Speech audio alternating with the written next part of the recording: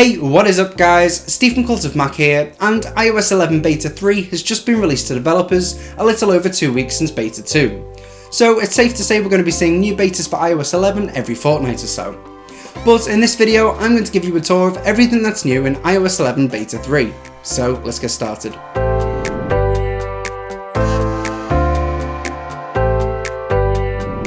As per usual with each beta, Apple has added further stability improvements, so there's even less bugs this time around, as you'd expect, and I've seen a few people comment online that are running it on the older, lower spec devices such as the iPhone 5S, saying that it's a big step up for them from betas 1 and 2.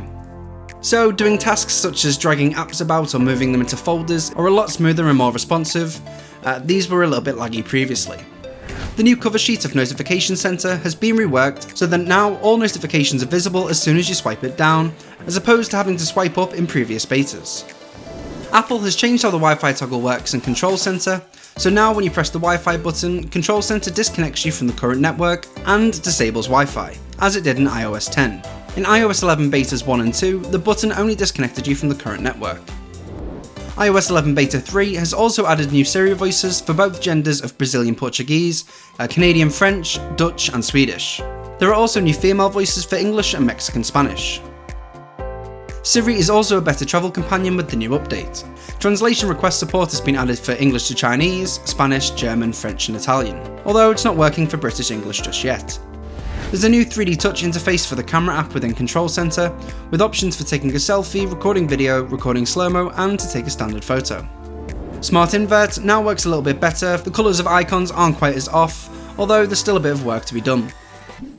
There's also a new one-handed maps mode, so you can double tap, and then on the last tap keep your finger on the screen and swipe up and down to zoom in and out. For iPad users, you can now dismiss cards in multitasking by swiping up, instead of the press and hold or hitting the X button. Apple also added some new features for networking and ARKit for developers, plus Safari Services has now added a new API for authentication flow for onboarding. So if a user is logged into a web app, they won't have to enter the password after updating the native app. Something that I missed out on my Beta 2 video that I quickly wanted to point out was the new tab view in Safari when it's in landscape mode, but that's now disappeared in Beta 3 also. Well, that is it for this video, but if you've downloaded iOS 11 Beta 3 and found any features that I've not mentioned, let me know all about them in the comments section down below.